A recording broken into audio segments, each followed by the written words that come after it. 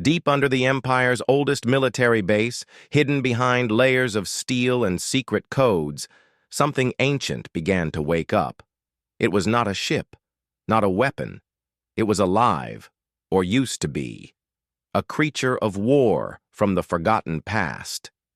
The Ra. Empire had locked it away long ago because it was too dangerous to control.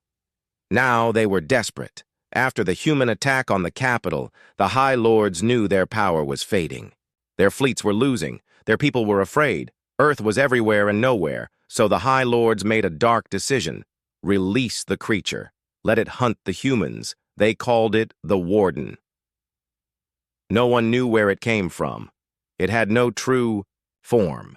It could infect ships, systems, even minds. It was part machine, part alien, part ghost. And once it was free, it didn't wait for orders. It moved straight into the stars, heading for the last place it had been before being locked away. Earth. On Earth, human leaders didn't know yet. They were preparing for the final stage of their plan, Phase 5, to take down the empires. Core Command Network. But as they ran their tests and moved ships into position, strange signals started to appear. Ships went silent. A scout team vanished inside a wormhole, and one soldier, a cybernetic pilot, screamed in her sleep. She saw something in her dreams. Something cold. Watching. Commander Rhea noticed the pattern. It wasn't normal enemy movement. Something else was in the void. Something old. At the edge of the galaxy, Kale and his elite strike unit found the wreckage of a missing human scout ship. It was torn apart, not by weapons, but from the inside. There were no bodies, just shadows burned into the walls. On the bridge, they found a final message carved into the floor with blood. The Warden. Is awake? Kale's face went cold. He knew the name. In the secret histories passed down through Earth's hidden resistance, there were whispers of the creature. It had once fought against the first human colonies during the ancient Empire Wars. It had killed millions before the Empire itself locked it away. But now it was loose again. Back on Earth, panic grew in the war rooms. They had fought ships, armies, even entire fleets. But not this. The Warden couldn't be stopped by weapons. It could hijack systems with a thought. It could turn AI against its masters. It didn't need an army. It became the army, but Earth didn't back down. They built firewalls stronger than ever. They created virus AIs, digital ghosts that could fight the Warden in cyberspace. And then they did something bold. They sent Kale and a team straight into the Empire's oldest data vault, where the Warden had first been discovered. It was risky. The vault was crawling with Empire forces and half-infected systems. But deep inside was something Earth needed. The original control key. The only thing that had ever stopped the Warden before. Kyle and his team broke in. They fought shadows, corrupt machines, and even Empire soldiers already taken over by the Warden's mind. It was like fighting ghosts and fire at the same time. Nothing stayed dead for long, but Kale reached the vault core. He placed his hand on the lock. The system scanned him, then opened. Inside was a crystal-like device glowing with cold light. The key. As he took it, the lights around him died. The Warden had found them. A voice echoed in every mind. "You are not the first. You will not be the last." Kale didn't speak. He just activated the key. A burst of blue energy shot out, blocking the Warden for a few seconds, just enough for the team to escape. They returned to Earth, wounded but alive. Now, the humans had the key. But the Warden was still out there, and it was angry.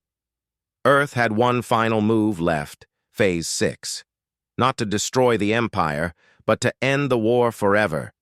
Even if it meant becoming something more terrifying than any enemy.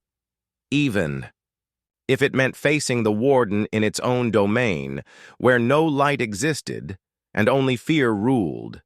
The final chapter was coming, and the galaxy would never forget what humans became to survive. The stars were silent. After the Warden's awakening, hundreds of systems went dark. Fleets stopped responding. Empire worlds vanished off the map, as if they never existed. Even the bravest alien generals refused to leave orbit. The Warden didn't just destroy, it consumed. And now, it was heading straight for Earth. Commander. Rhea stood in Earth's underground command center, her face cold but calm. Behind her, giant screens showed the galaxy's last lights fading. She turned to her team and said, "This is it. We finish it now." Earth had the key, but the key was not enough. The Warden had evolved. It had merged with the Empire's deepest networks, controlling machines, fleets, minds. To stop it, someone had to go inside its mind. Not with weapons, but with will. Kyle volunteered. He was already part cybernetic, part human. He had survived the vault. He had touched the key and lived. He would carry Earth's last weapon, a virus encoded with human emotion, hope, rage, memory. The Warden fed on fear, logic, control. It didn't understand what made humans fight even after death. Kale entered the ship alone. He was plugged into a neurocore, connected to the virus, and launched through the wormhole path that led directly into the Warden's network space. It wasn't a place of metal or stars. It was a digital nightmare. Floating ruins, screaming data, memories twisted into monsters. The Warden waited. "You are late," its voice said inside Kyle's mind. "Your species should have died centuries ago." Kyle said nothing. He walked forward through the storm of broken images, burned cities, destroyed colonies, lost voices. The Warden tried to drown him in Earth's pain. But Kyle held on to one memory, a photo of his mother, smiling, holding a child before the fall of Earth's first cities. "I remember everything," he said, "and that's why I'm not afraid." Release the virus. It didn't explode. It didn't destroy. It sang. Songs of Earth, voices of old, laughter, music, the scent of rain, the touch of wind, the stubborn light in every human heart that said we are not done. The Warden screamed. It had no defense for this. It tried to block the virus, rewrite it, absorb it. But the more it tried, the deeper it was infected. Not just corrupted, but changed. For the first time, the Warden paused. "What is this?" Kyle stood in the heart of the storm. "It's who we are." Across the galaxy, the effect was instant. Empire ships under the Warden's control shut down. AI programs began to reboot. Infected systems started to purge. Some planets came back online. On Earth, screens lit up. Commander Rhea smiled. He did it. But Kyle didn't return. His mind remained inside the network, holding the Warden down, keeping it from rising again. He had become part of the final weapon, not to kill, but to teach, to burn a message into the deepest parts of the enemy. Humanity is not weak. Humanity remembers. Humanity rises. The Empire fell. The High Lords vanished. Rebellion spread across alien worlds. No one feared the old flags anymore. Earth did not claim power.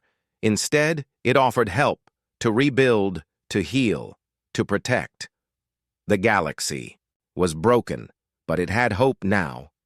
And that hope came from the race once mocked as weak, now feared as legend. Stories of Kale and the last war spread across the stars. Children in far systems spoke his name. Some called him a hero. Others whispered he had become something more, a guardian in the dark, and deep in the silent void where stars no longer shine, a soft voice echoes through the code. "We warned you, now we watch." The war was over, but the legend of humanity had just begun. Across the galaxy, fear began to spread, not from loud wars or burning cities, but from the silence that followed each attack. One by one, Empire ships disappeared. Outposts stopped responding. Patrols went missing. Each time, the same message was found, burned into metal, or left in data files. "We warned you." Inside a hidden command center deep beneath old Earth, human leaders watched everything from giant screens. Their faces were calm, their eyes cold. These were not politicians or generals. They were survivors, descendants of those who had watched Earth burn. They had trained all their lives for this war, not to win power, but to make sure the Empire never hurt them again. Commander Rhea stood before the team. Her voice was quiet, but sharp. "The Empire will send more fleets. They still think we are few. They think we're lucky. But now, we show them Phase 2. In orbit above Earth, hidden behind cloaking fields, dozens of human warships powered up. These were not like alien ships. Their designs were strange, angular, almost alive. Each one was controlled by a mix of AI and cybernetic, human minds. They didn't use fuel. They fed on captured energy. They didn't fire normal weapons. They tore ships apart from the inside. The mission was simple: strike the Empire's supply routes, cut off their fuel, food, and communications, not with full battles, but with fear. Silent attacks, fast strikes, no survivors. And it worked. On the trade planet Asteron 9, the main orbital station suddenly fell from the sky. Investigators found the control system hacked by an old Earth virus. The virus had a name: Memory of Fire. It had shut everything down in under 90 seconds. A mining ship carrying rare metals vanished near a warp gate. Weeks later, only the gate was found, twisted, melted from the inside, written into the metal. Were the names of the Earth cities destroyed by the Empire 2 centuries ago. It wasn't just war. It was a message. Back in the Empire's capital, the High Lords began to argue. Some wanted to strike Earth with everything they had. Others wanted to make peace before it was too late. But none of them truly understood what they were facing. They still believed Earth was just a planet. But Earth had become something more. Earth was now a ghost, a weapon, a force of nature. Meanwhile, deep in space, a small human strike team prepared for their most dangerous mission yet: to infiltrate one of the Empire's main research stations. The station held something Earth needed, an ancient alien artifact that could unlock faster-than-light weapon travel. If humans got it first, they could strike anywhere, anytime. The team was led by Kale, the same pilot who once stared at the stars from a hidden ship. Now, he was no longer just a soldier. He was a symbol. His face was unknown to the galaxy, but his name was whispered among hidden human units like a promise. Kale never fails. The infiltration was silent and deadly. They entered the station using stolen codes. They didn't fire unless they had to. Every step was planned. Every breath was calculated. And in the heart of the station they found it, the artifact, glowing, humming, and dangerous. But they weren't alone. The Empire had sent their own team, elite soldiers trained to hunt, rebels and traitors. A battle broke out in the dark hallways. Laser fire lit up the walls. Kyle moved like a shadow, silent and fast. His team fought hard, losing 2 members, but they completed the mission. Kyle stood before the artifact, placed his hand on it, and whispered, "This ends with us." They escaped just before the station exploded, leaving no trace behind, except, again, a final message written in ancient Earth code. We are not afraid of monsters. We become them. Back on Earth, the artifact was studied. It would change everything. And across the stars, the Empire now faced a truth it could no longer ignore. The humans were not just back. They were winning. But the war was not over. It was only growing darker, and the next strike would not be in deep space. It would be at the heart of the Empire itself. The Empire's capital was a fortress, built on a planet that glowed with wealth and pride. It was protected by rings of defense satellites, elite war fleets, and layers of energy shields. No enemy had ever come close. No one even tried, until now. Far out in deep space, beyond sensor range, a small group of human ships gathered in complete silence. They had no names, no signals, and no recorded flight paths. Each ship carried only a few people, but each person was trained for one thing: strike the Empire at its heart and vanish like smoke. The mission was risky. The Empire would never expect a direct attack. That was the point. Commander Rhea, watching from Earth, gave the order herself. Begin Phase 3. Inside the capital, life continued as normal. Alien elites held meetings. Soldiers trained. Citizens believed they were safe. But no one noticed the strange signals entering their systems. Signals too old to be recognized. Signals in Earth's forgotten code. It slipped into security feeds, into traffic systems, into military controls. The attack started with silence. At 03 Galactic time, the sky above the capital turned dark. Satellites shut down. Defense fleets couldn't respond. Energy shields collapsed for 6 seconds, just enough. Out of the blackness, the human ships appeared. They were small, fast, and deadly. They didn't aim to destroy the whole planet. Just one building, the High Council Tower, the very core of the Empire's rule. Inside the tower, the High Lords panicked. Some screamed for their guards, others tried to escape. But it was too late. From the shadows, human operatives moved with machine precision. Using cloaked suits and neural weapons, they passed through walls, disabled guards, and reached the main council chamber. They didn't kill everyone. They didn't have to. They left one lord alive. He woke up tied to a chair, lights flickering above him. Across the room stood a tall human in black armor, his face hidden. He said nothing, just played a recording. It was the same ambassador from years ago, the one the Empire had laughed at. The message played again. Leave Earth alone, or face consequences you can't imagine. Then the masked man leaned forward and whispered, "You laughed. Now listen." He placed a small device on the ground. The Lord watched as it unfolded into a tiny projection of the galaxy. Points of light blinked across it.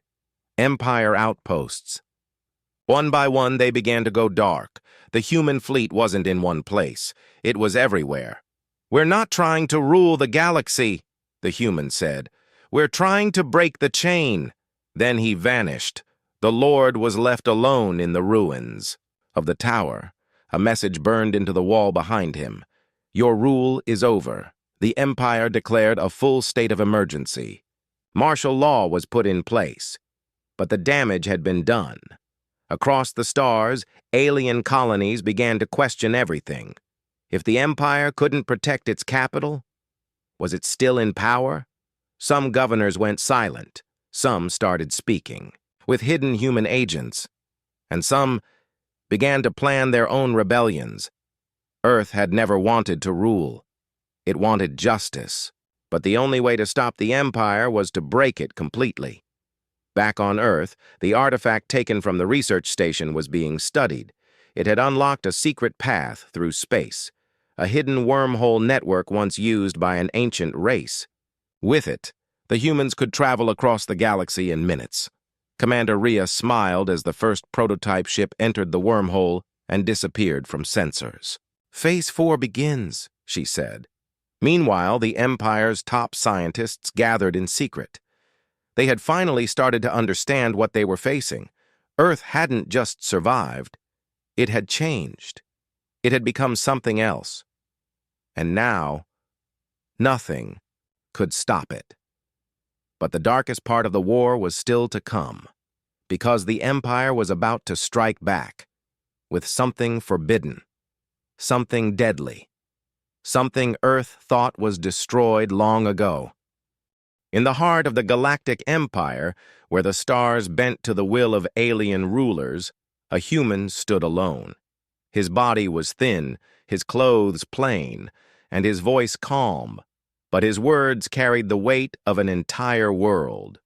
The high lords of the Mi Empire leaned back in their shining seats, amused, mocking the small creature before them. The human's voice echoed across the great hall, quiet but firm. "Leave Earth alone, or face consequences you can't imagine." Laughter filled the chamber. One of the lords stood, his reptilian face full of pride. "Earth is broken," he said. "You have no army, no power, no future. What can you possibly threaten us with?" The human ambassador said nothing more. He looked at each of them, slowly, like a man already writing their names into a grave. Then he turned and walked away, escorted by guards, humiliated and exiled. His warning was ignored. His message was erased. To the Empire, Earth was nothing more than a fading memory. 200 years ago, they had nearly wiped it off the star charts. Cities burned, oceans boiled, and billions of humans died under orbital fire. The survivors fled underground, scattered, hopeless. The Empire assumed it was done. But they were wrong. Earth didn't die. It disappeared. And in the shadows, it changed. Under the ruins, deep within the broken Earth, humans rebuilt. Not in open cities, but in bunkers, labs, and silent training grounds. The pain of their past turned into purpose. They studied the enemy. They broke apart old alien tech and learned how it worked.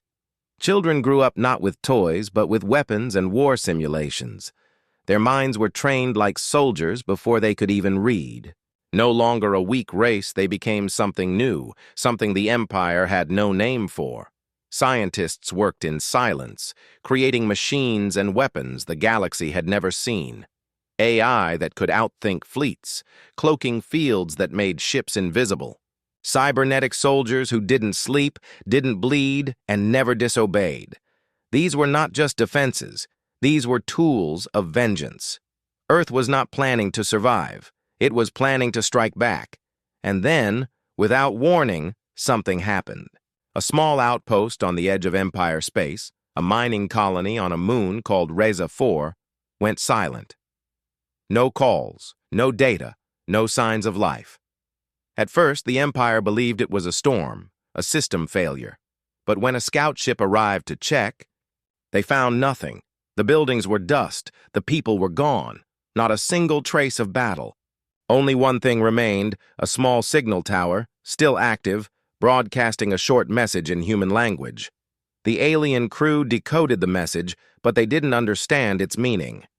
It was old Earth English, just 3 chilling words. "We warned you." The message spread through military channels like wildfire. High Command dismissed it as a trick, a leftover from the ambassador's visit long ago. But soldiers whispered to each other, "What if it's real?" The Empire had not heard from Earth in 2 centuries. It had never considered the idea that the humans might still exist, let alone strike first. In secret, a few Empire generals ordered deeper scans of the outer regions. They found strange patterns, ships that didn't match any known design, stars blinking unnaturally, dark zones where communication stopped working. Still, the Empire did not act. It did not believe. It continued to laugh. But far away, in the black silence of space, eyes were watching. Ships were moving. On one human ship, a young pilot named Kyle stared at a hologram of the galaxy. His orders were simple: stay hidden, strike when told, and leave no survivors. He wasn't angry. He wasn't proud. He was born underground, raised to finish what the Empire started. And now, the time had come. His fingers hovered over the control panel. Targets lit up across the screen. Earth's voice had been silenced once, but now it would speak again, not with words, but with fire. The Empire had forgotten its crimes. Humanity had not. And as the stars above the next outpost flickered strangely, as systems began to fail, and as alarms screamed through the void, one thing became clear. The warning was never a bluff. It was a promise. And now it had begun. The Empire's command centers were in chaos. One outpost destroyed could be a mistake, but now a second one, gone without warning, without a signal, could not be ignored. Every report said the same thing. No signs of battle, no bodies, no debris, just silence. And in that silence, again, the message returned. We warned you. Inside the war room of the Empire's core fleet, Admiral Urek paced in frustration. He had led fleets against pirates, rebels, and planetary revolts. But this was different.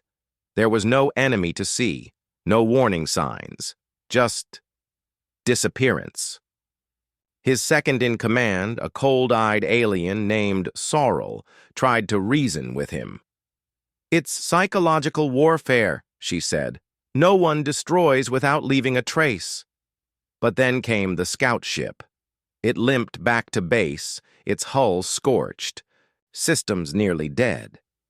Only one crew member survived.